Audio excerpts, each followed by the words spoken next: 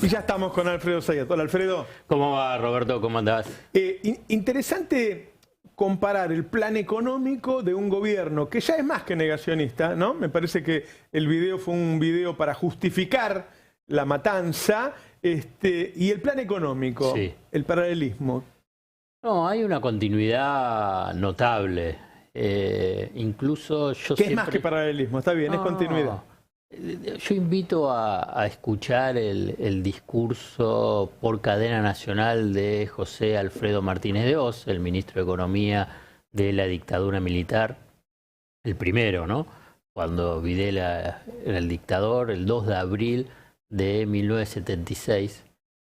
Y vos ves que los lineamientos principales son los mismos Lo que los de pasamos hace Milei. un ratito. Por eso. Y son los mismos que los de Menem, y los mismos que los de Macri. Por eso yo te digo, es continuidad.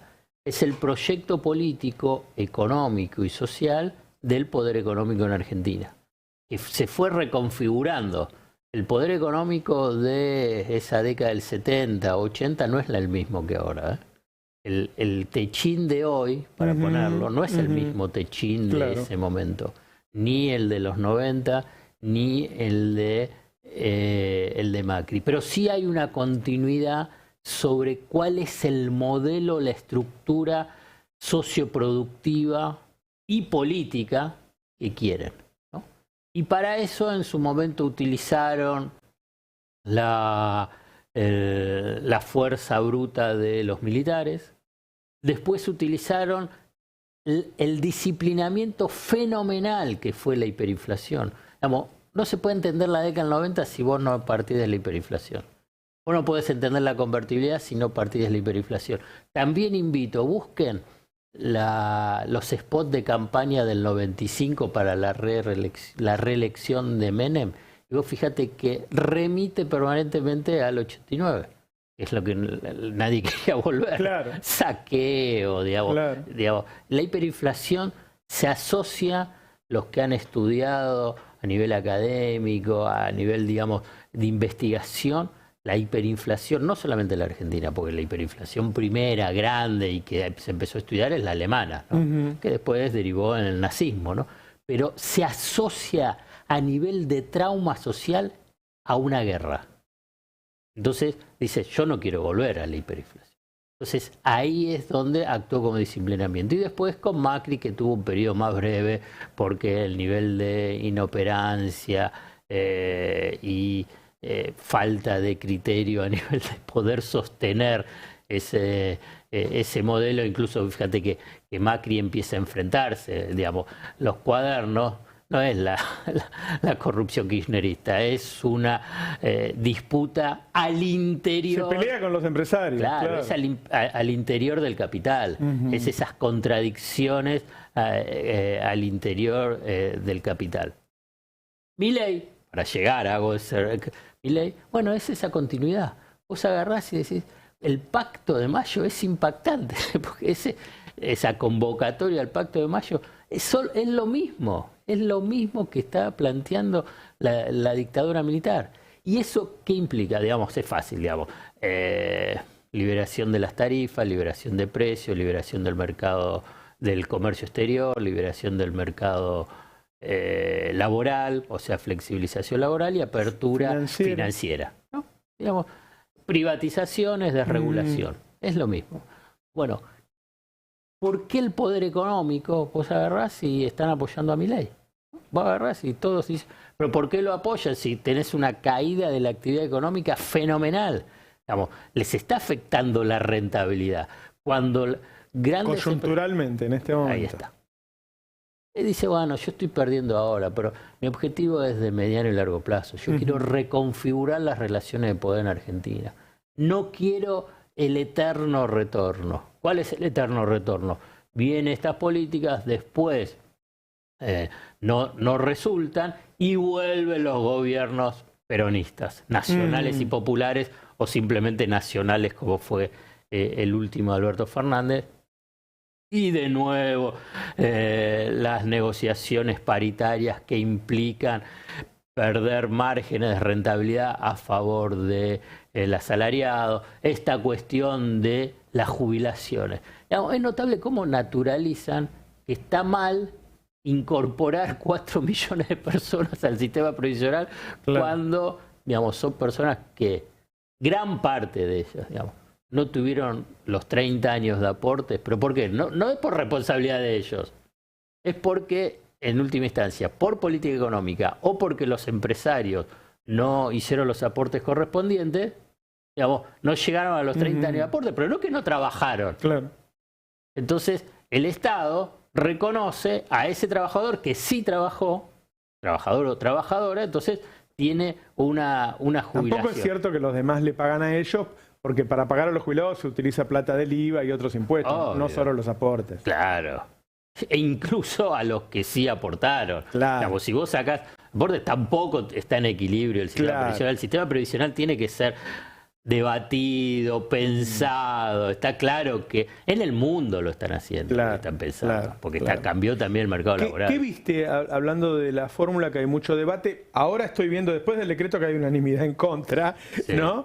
Porque no solo te saca mucho ahora, sino que cuando vaya evolucionando, porque el país en algún momento va a crecer y ya en la fórmula queda fuera el impacto de la suba salarial, que en algún momento vendrá una recomposición, el impacto del crecimiento del empleo, se pierde toda una parte que te congela en un lugar. A mí me da la impresión de que en términos de PBI va a ir disminuyendo siempre. No, digamos, acá primero hay una cuestión formal. Digamos, el nivel de improvisación, el nivel de desinformación. El comunicado del viernes a la nochecita anunciando esto, digamos, no es el decreto. Ayer a la noche, y yo los domingos a la noche ministro. Sí, no me privo de nada. Tuve Cavallo y tuve Caputo. Después te comento lo de Cavallo. Bueno, no informó lo que salió en el decreto. Es impactante porque, escúchame, sabías que... Y anoche debería estar escrito, además. Claro, ya tenía que estar escrito. Digamos, no está.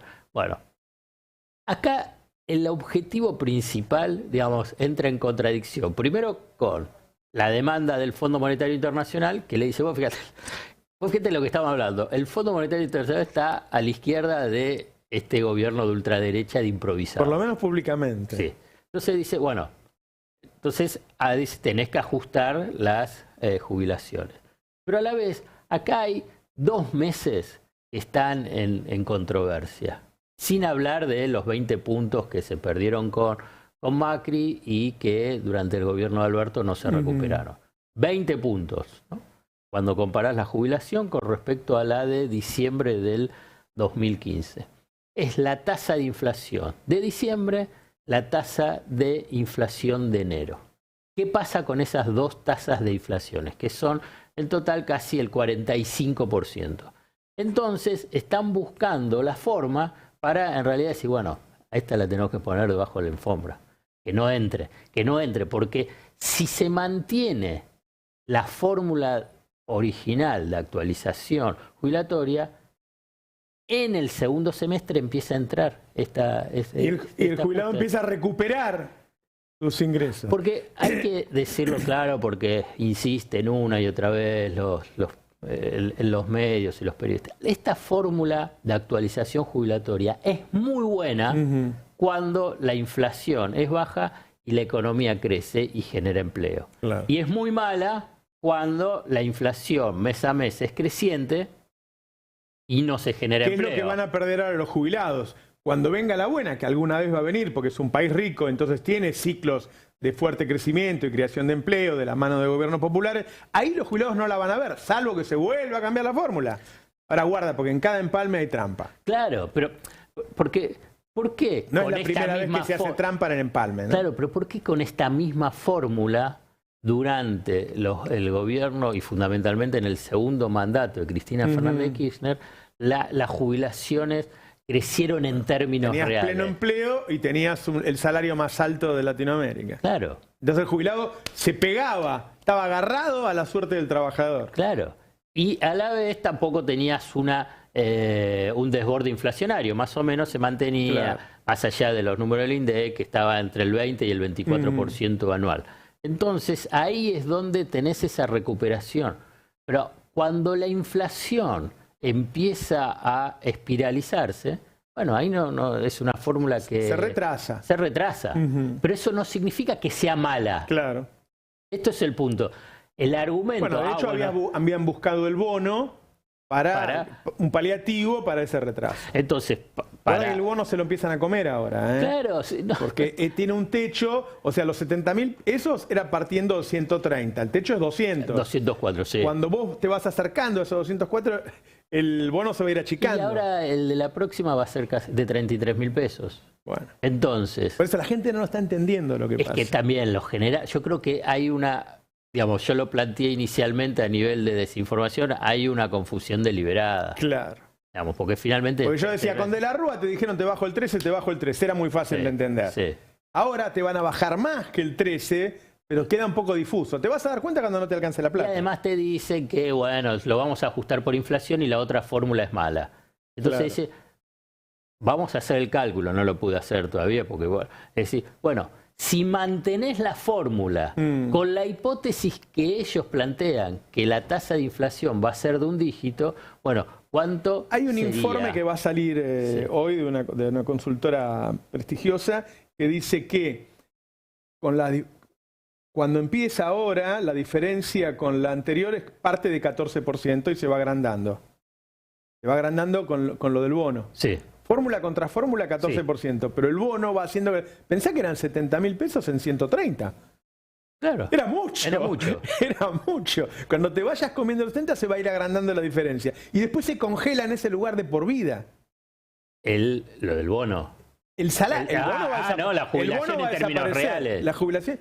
En términos de PBI, la jubilación va a bajar muchísimo. Ahí está la segunda parte que quería mencionar, es que la variable de ajuste central son las jubilaciones. Claro.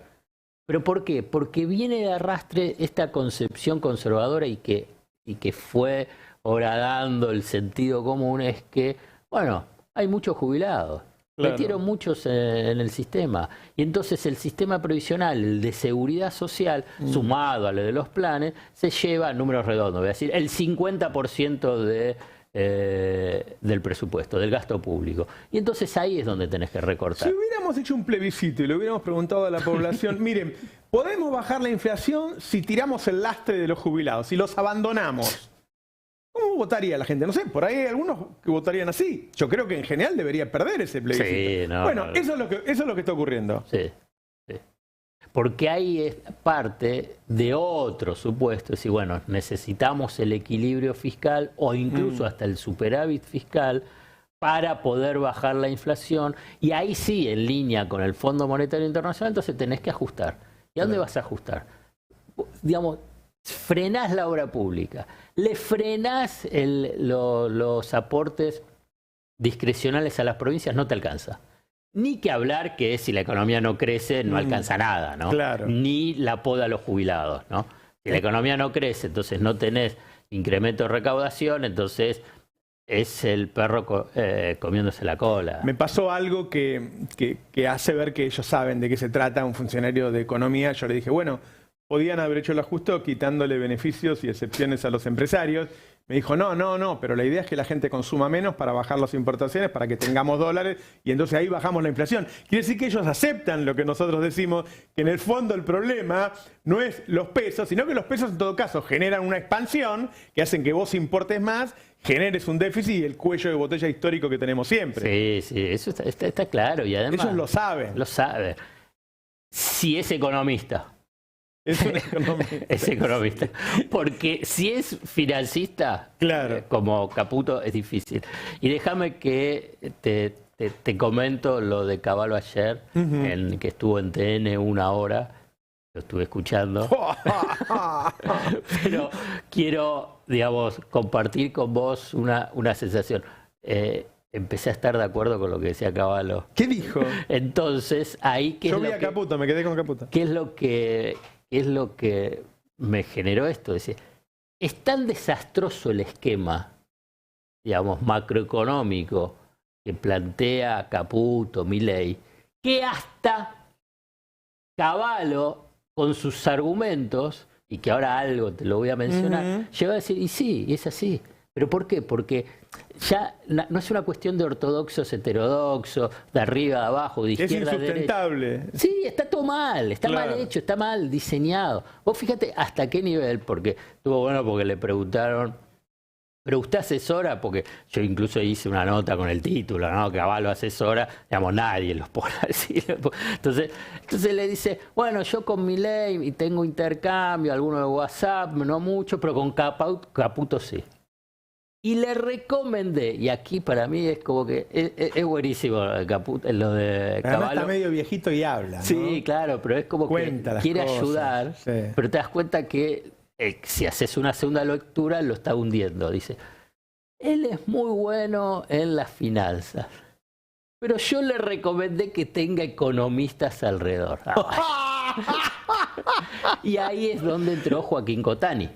Y dice, y yo para tratar de equilibrar, bueno, yo también lo convoqué en su momento a Cotani, que fue en la segunda parte de su gestión y fundamentalmente también cuando estuvo con De la Rúa, pero y que me ayudaba para... ¿Y él marcó inconsistencias? Sí, claramente, varias. Mira. Primero, dijo, tienen que aumentar los salarios. ¡Cavallo también! Tienen que subir las jubilaciones. Ponelo, a ver, ponelo así, le damos.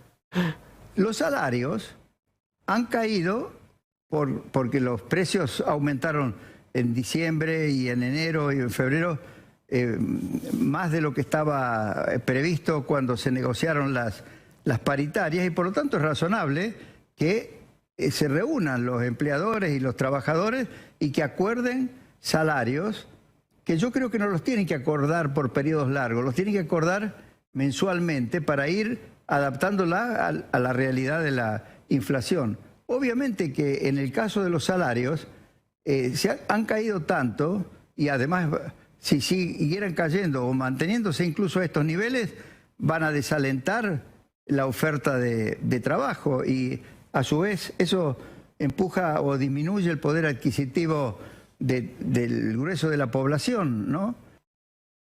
Bueno, y si sigue la frase diría, bueno, entonces no va a haber inversión. ¿Para qué vas a venir a un país donde la gente no consume? Pero además, dice, digamos, tiene que ser mensual. Y otra cosa, que no le pongan techo. Que no le pongan techo. Que tiene que ser una negociación libre. Si usted dice, si todo tiene que estar libre, también tiene que estar libre ahí.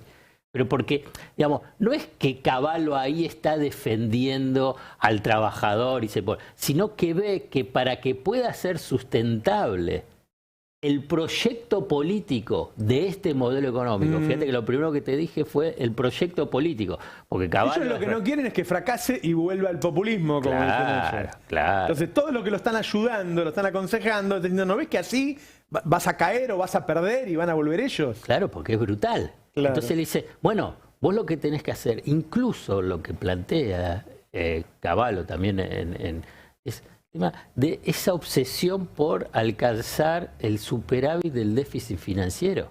Dice, es suficiente con el déficit primario, digamos, el equilibrio del déficit primario, lo otro no. Claro. Digamos, eso lo vas a poder lograr en el tiempo. Que lo que querés hacer ahora, lo que te lleva, es que te explote todo. De hecho, es refinanciable el déficit financiero. Pero sí, pero no lo necesita. Claro.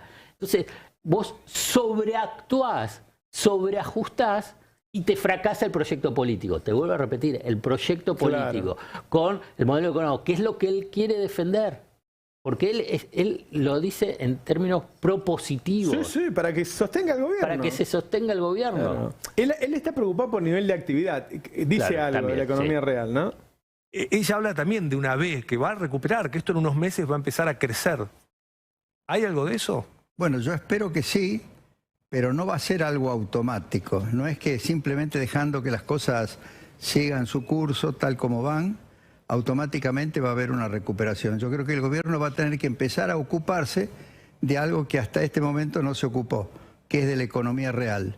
Es decir, de qué pasa en cada uno de los sectores de la economía y qué pasa también con el tema del empleo, los problemas de la economía real. O sea, hasta ahora lo que podríamos denominar la economía financiera, es decir, la que tiene que ver con los vencimientos de deuda que había y que asustaban a muchos incluida la deuda comercial del sector privado. Eso el gobierno lo ha encarado con éxito y eso se refleja en la caída del riesgo país y de algunos otros indicadores financieros. Pero la economía real tiene muchos problemas y algunos causados como efectos colaterales de medidas que se han tomado para resolver los problemas financieros. Más que, digamos, está diciendo, ocúpate de la economía real. Para cuidarlo, para que se sostenga el gobierno, se lo dice. Digamos, Caputo, son muy buenos, fíjate, Caputo, son muy buenos, financista, yo lo llamo el mesadinerista.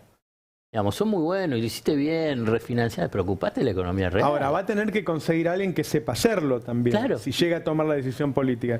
Porque ¿quién del equipo sabe de economía real? Para mí, el equipo económico, no. Y choca además con la voracidad del empresariado, porque si Techín te maneja el Ministerio de Trabajo y lo que quiere es dejar una baja salarial estructural, y va a ser difícil por ese lado. ¿Sí? ¿Tenías algún otro punto? No, sí, no, y que un punto además le dice, pero tienen que explicar al Congreso, digamos, tienen que salir a hablar, tienen que negociar. Si no, ¿cómo piensa que van a sacar las leyes? ¿Cómo piensa que van a sacar las reformas? Él decía, yo iba, y todo mi equipo iba, para convencerlo, digamos, el tema de desregulación, privatizaciones, reformas financieras, todo. Entonces dice, si no, esto no va a funcionar. Esto me pareció, digamos, muy interesante, esta entrevista, para hacer la segunda interpretación porque cuando habla Cavallo, en última instancia, habla también el poder económico. Incluso, digamos, siempre se supo, digamos, cordobés, muy vinculado con la Fundación Mediterránea y estrechísima relación con el Grupo Arcor, porque incluso lo menciona al Grupo Arcor, y a nivel de el desarrollo de la Argentina, y que Arcor busca volumen y no precio. Bueno, no importa, defendiéndolo, pero yo yo qué leo de ahí. Él está hablando, es decir, bueno, son estos grupos económicos, quieren que le vaya bien a Milei, y le está diciendo ese mensaje. Yo creo que ahí hay una tercera deriva interpretativa de lo que es esta entrevista, y que la asocié también con la entrevista que dio Villarruel a Johnny Viale, que el grupo Clarín le está mandando señales, mensajes. Dice, bueno, mirá, te queremos, más trae a los más, trae lo que quiera, pero esto tiene que funcionar. Lo que está haciendo es disfuncional, es un gobierno que no está funcionando, no tiene gestión. Entonces esto se cae, digamos, se cae. Si está en capacidad Milei personalmente y ese grupo tan chiquitito que tiene para hacerlo, ponerle que tomen la decisión política y bueno, entendí el mensaje, lo voy a hacer. Con este gabinete me parece difícil. No, incluso hasta Macri plantea la modificación del gabinete. Obviamente para sus negocios, Macri. Digamos, claro. Pero es un gobierno disfuncional. No, yo lo llamo para exagerarlo, es un desgobierno. Claro. Porque un gobierno es que gestiona. Un desgobierno es que no está gestionando. Es que tiene la idea profunda él que no hace falta que el Estado gestione.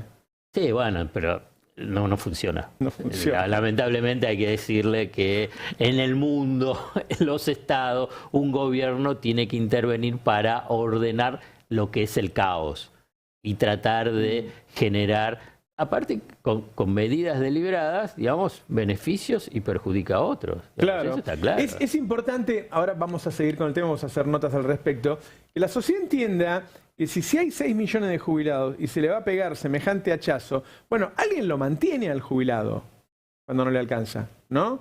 Es decir, entender que no es que nos salvamos todos porque descargamos el ajuste con los jubilados. Yo supongo que los hijos, como en los 90, van a tener que ayudar a los padres. Ahora, ¿les queda resto para ayudar a los padres? Es decir, el problema de los jubilados, por más que no te importe, es un problema de todos. Es un problema de todos. Lo que ocurrió con el decreto de hoy, que es peor que lo que se anunció anoche, que es peor que lo que se anunció el viernes, es un problema de todos el recorte a los jubilados. Por más que no te importe, lo que va a hacer es seguir profundizando el ajuste, la caída de la economía. Pero bueno, vamos a seguir con el tema. Alfredo, muchas gracias. No, por favor, gracias a vos. Ahí venimos, dale.